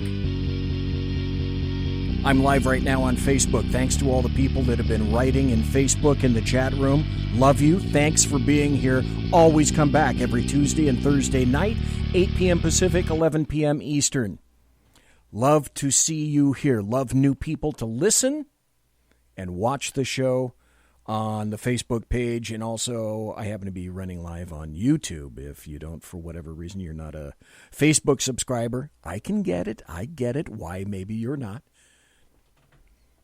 Can't say that Facebook is particularly egalitarian for that matter. Neither is YouTube. Why can't we get a rich right-wing dude to buy a massive server farm somewhere in the middle of Frog Dick, North Dakota, and create his or her own massive server farm and right-wing oriented ton of social media platforms that no one can remove because he owns all the servers or she owns all the servers and you can't do it. In my world, I would be that dude. By the way, just like I've been saying, if you do happen to be on Facebook and you're a supporter of the Second Amendment, become a member of the USGOA, the United States Gun Owners Association, on Facebook. Great place to go, USGOA. In chat, Whiskey Dale says, some assembly required. And Clyde rules. Well, let's see. Folks, if you're watching, let's see if I can do this. There we go. Okay. I've got a different perspective on the camera. And Clyde, people have said, is there a Berserk Bobcat in the saloon? The answer is yes. Yeah. Let's see. There we go. That's Clyde right there. Clyde is a bobcat. So if you're watching on YouTube or Facebook, that's Clyde. He's the bobcat of the Berserk Bobcat Saloon. Thanks to Whiskey Dale for providing Clyde. So, hey. As Whiskey Dale says, Clyde is social distancing. I told you before the break that this lame brain from the New York Times has accused, essentially, has libeled Sean Hannity, who should sue.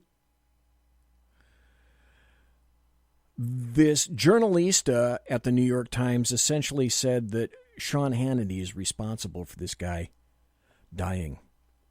Early in March, Sean Hannity went on air proclaiming that he didn't like the way that the American people were getting scared unnecessarily. He saw it all, he said, as like, let's bludgeon Trump with this new hoax. The article continues. Well, the problem with that is that it's fake news. And a bunch of people pointed out that the timeline blaming Fox News and Hannity for the death of this guy named Joyce, and that's a terrible thing, but it doesn't add up.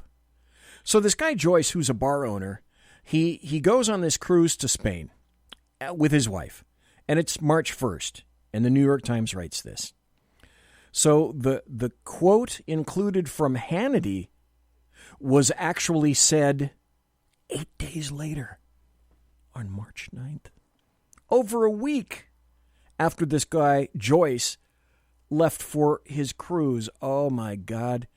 Facts are getting in the way Eventually, Fox changed course and took the virus more seriously, but the Joyces were long gone by then. An updated version of the article reads, a spokeswoman for Fox News said Mr. Hannity made statements taking the spread of coronavirus seriously early on, and that his comment about the public being scared by the coverage happened after the Joyces had left on their cruise.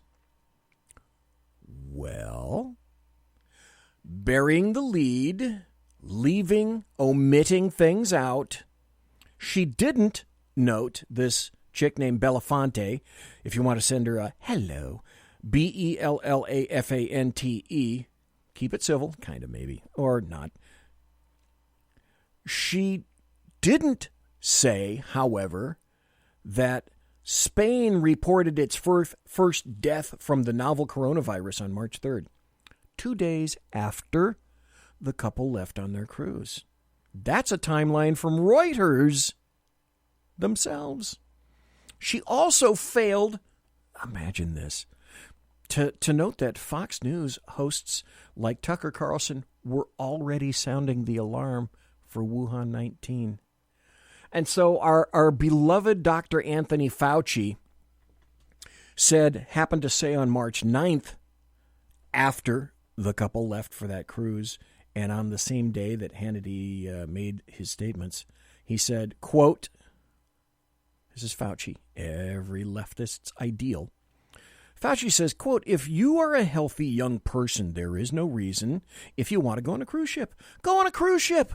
That was reported by Forbes. So, lies. Then, but wait, there's more, right? Because if you discover that you made a mistake or you're wrong and you're a leftist newspaper, what's your first go-to? Cover it up. So that's what they did. So the New York Times, fake news again, decides that they're going to stealth edit that article that blames Sean Hannity for Joyce's death from the coronavirus. So the New York Times has this article on Saturday. And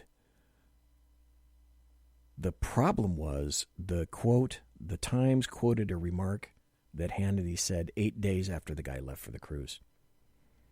So here's what the Times decided to do. So later, the Times inserted that information into the article as a comment from Fox News. And they failed, imagine this, they failed to draw attention, the reader's attention, to that very salient update, which undermined its accusation of Sean Hannity's responsibility and involvement. So first you lie, you don't give everybody the information, and then like a lump of shit in a cat box, if you're the New York Times, well, it's time to move the sand over the lump of shit. So then, this is interesting. Then some people do some background into the Journalista chick. And so this is an article this past Saturday at the New York Times from a Journalista who said that herself said, the virus is not deadly.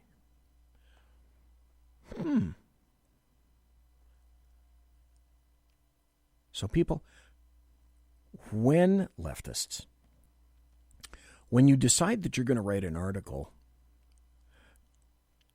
don't fail to remember that the internet exists, and it exists for me and you and everybody else. Because if you're a fucktard, people are going to go dig up stuff on the internet because it's probably still going to be there. So I'm looking at the tweet from Ginia, Ginia, Belafonte, Bellafante, and here's her tweet from February 27th. I fundamentally don't understand the panic. Incidence of the disease is declining in China. Virus is not deadly in vast majority of cases. Production and so on will slow down and will obviously rebound. And you wonder why the people call you, and why I call you, the American media maggots. But I hope you don't think that I'm done pointing out fake news, because if you think I'm done and moving on to another topic, you'd be wrong. Here's an article from the Western Journal. The headline is CNN scorched after being caught in a blatant lie over Chris Cuomo's quarantine. CNN. Oh, you mean the CNN that's 24th behind every show at Fox News? That CNN that's behind the brand new the 24-hour Tibetan bell ringing channel. That CNN? Yeah. So, okay, if CNN somehow cannot manage to air the truth about its own employees, Chris Cuomo is a member of CNN, how do people expect to believe, how does CNN think that anybody's going to believe it when it talks about President Trump because of the obvious bias? So even CNN, when everybody is going massively TDS, anti-Trump, even CNN manages to really stick out. So, and it's a competition, maybe an exhibition too. CNN is on a vendetta to make sure that they out anti-Trump every other venue. And Chris Cuomo is, he's your basic Mark 1, Model 1 gym rat. He wants to be known as the number one anti-Trumper. So he's got his own show, Cuomo Primetime. He has supposedly been self-isolating after testing positive for the Wuhan 19. So yesterday he takes to the air and he's telling everybody about the end of his self-imposed quarantine. And the problem with that is he did it with a whole bunch of dishonesty. And so he emerges from his basement, and it's captured on video, of course. And here's the moment. Chris Cuomo emerged from his basement, and he's been writing out the coronavirus for several weeks. And so Cuomo pulls out his Academy Award acting, and he is overwhelmed by the moment. I've been waiting for this literally for weeks. It was all a lie. Because he's done this before. How was he caught in a lie? Well, remember a week before, on Easter Sunday, when he was allegedly quarantined, he got into a shouting match with a bicyclist on the street. And the guy wanted to know why Cuomo was breaking his quarantine. So he was caught by a guy on the street. And Cuomo was allegedly under quarantine. So Cuomo essentially says, and he's got a badass temper, that he wants to beat the crap out of this guy. Why? Because he was found out. Even Chris Cuomo can't not lie. The American media maggots can't not lie. And these are the final stories that I'm going to use for tonight. I'll be back on Thursday night. I don't particularly have a guest yet. I may, I'm not sure. Peter Navarro, in the Trump administration, has said, and it's true, that China has been caught selling PPE, that's personal protective equipment, that it hoovered up, and they were lying also about the severity of the Wuhan 19 virus. Here's Lou Dobbs talking about it. And joining us tonight, President Trump's trade czar, National Defense Protection Act policy coordinator as well, assistant to the president, Peter Navarro. Peter, good to have you with us. Good evening. Listen to this story. It's great. It's grand. There's no question. Good evening, Peter. Great to have you with us. There's no question, no matter what else, the origin of the virus itself, whether it was engineered, we know for an outright fact that China refused to warn the world of the pandemic that they had unleashed on the entire globe. That is unquestionable. What are we to do about it?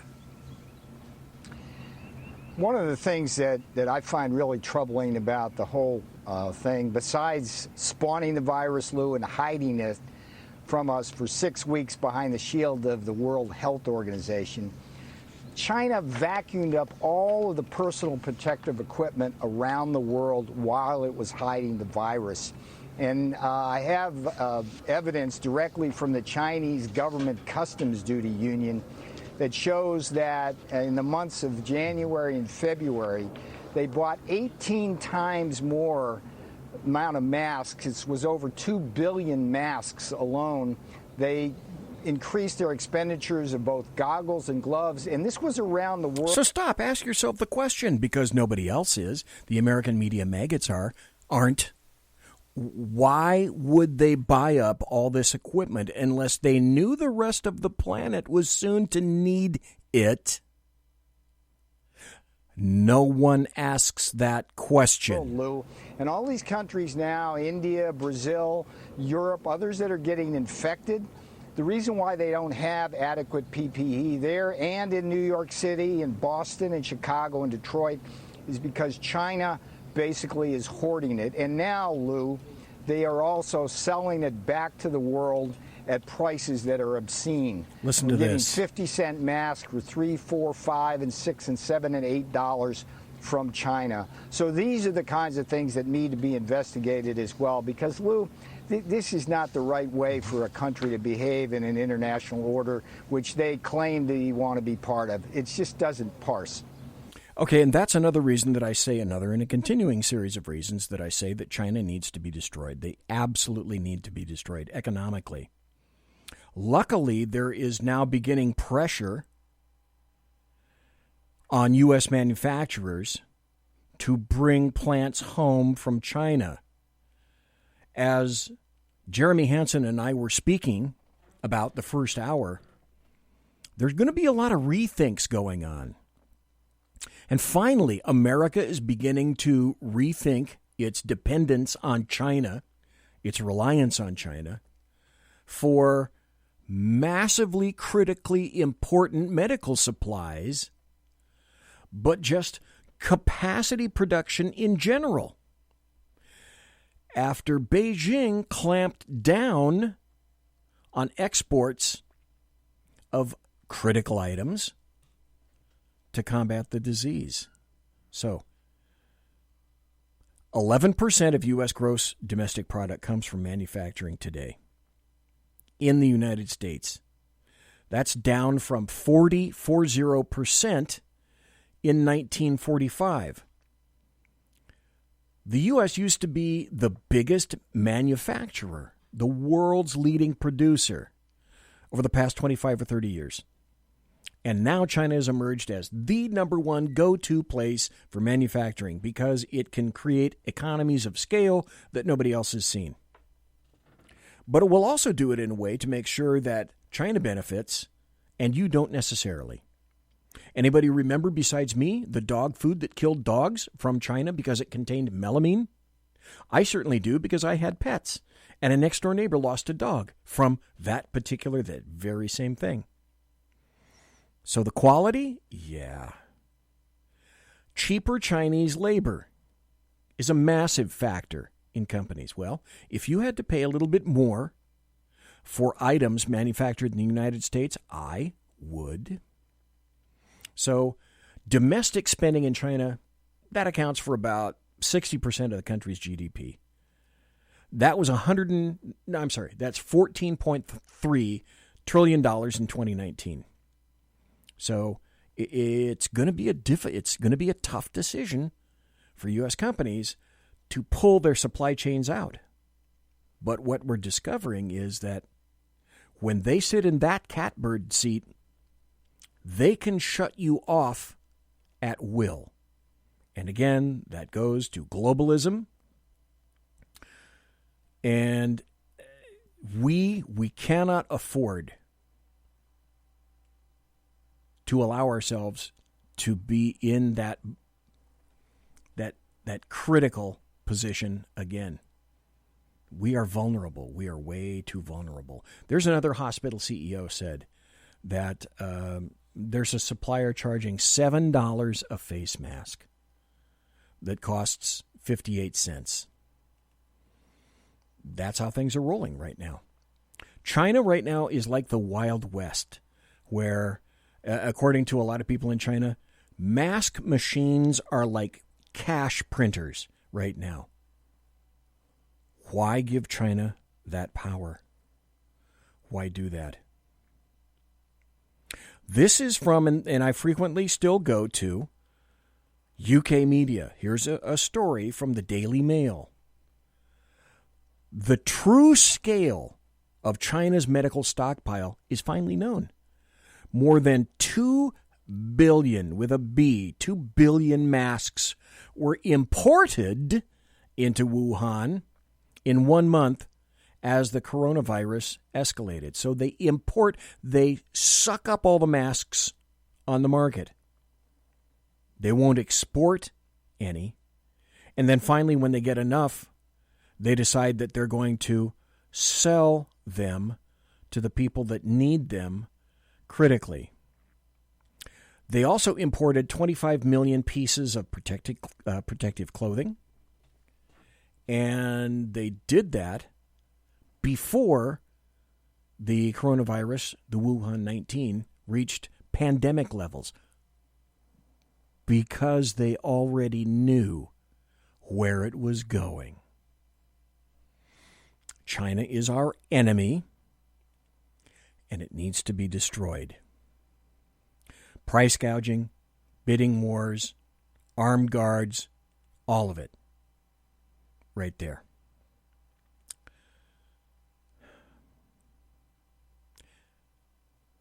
This is going to be the final story for the night, and then I'll be back on Thursday. If you're not paying attention, the Democrats, the leftist Democrats and American media maggots want to markedly change the way that you vote. And they want you to vote by mail, and they want the ability to harvest ballots. What that means is, we have ballot harvesting, by the way, in California. Always spell it with a K.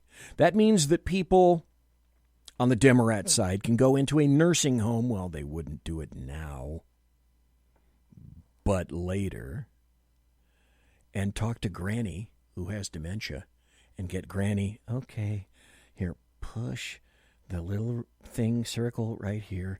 Yeah, you want to elect Joe Biden, don't you? I'll take your ballot now.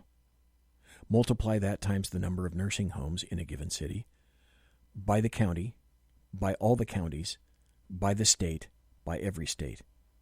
They want to fundamentally change elections. That's coming. They're not winning now, but they'll do anything to win. Now, remember I said the American media maggots?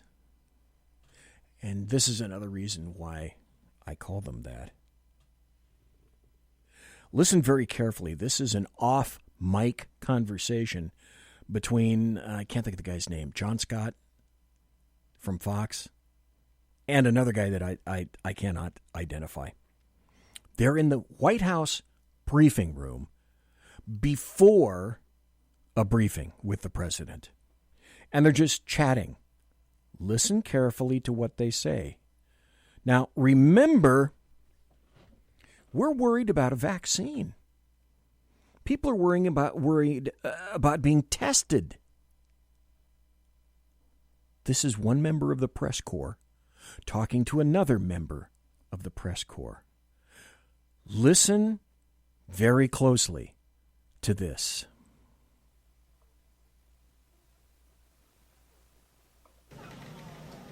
What's up, Johnny? All right, man.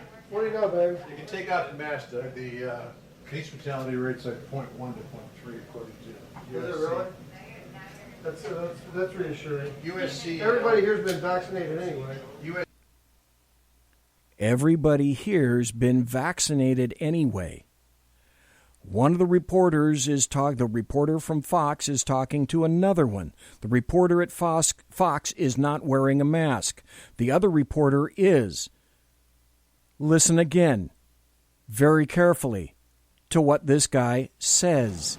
What's up, Johnny? All right, man. What do you know, baby? You can take out the mask, Doug. The case fatality rate's like 0.1 to 0.3 according to Is it really? That's reassuring. USC. Everybody here's been vaccinated anyway. USC and LA County Public Health. Everybody here has been vaccinated anyway. The American media maggots. This guy's using the V word. Why am I the only one to point this out? Okay, Whiskey Dale says in chat, Fox News reporter John Roberts is the guy that was talking, and the New York Times photographer Doug Mills is the guy that said, what's the deal? We've all been vaccinated anyway. Monsieur has been locked.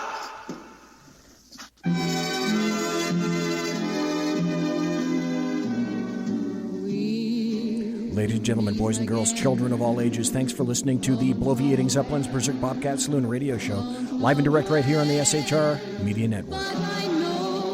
You want to contact me, you can find me on Twitter at BZEP, at BZEP. Promotional consideration by the Lockheed Martin Skunk Works, Shure and Electro Voice Microphones Arrakis boards, and Pratt & Whitney engines thrust.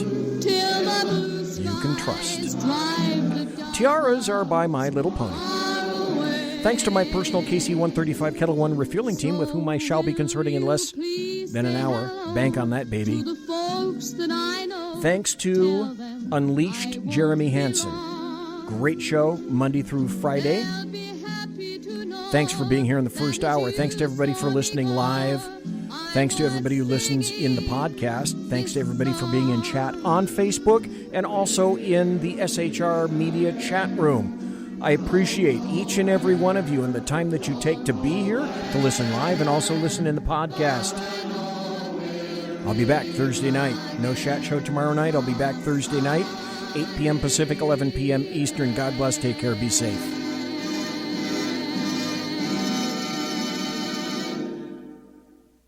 Quiet down now and get some sleep. Good night, everybody. Good night, Mama. Good night, Ben. Good night, everyone. Good night, Mama. Good night, Daddy. Good night, children. Good night, Daddy. Good night, Elizabeth. Good night, John Boy. Good night, Jim Bob. Good night, Jim Bob. Good night, Jim Bob. What's going on? I was asleep. What's everybody doing? Good night, Jim Bob.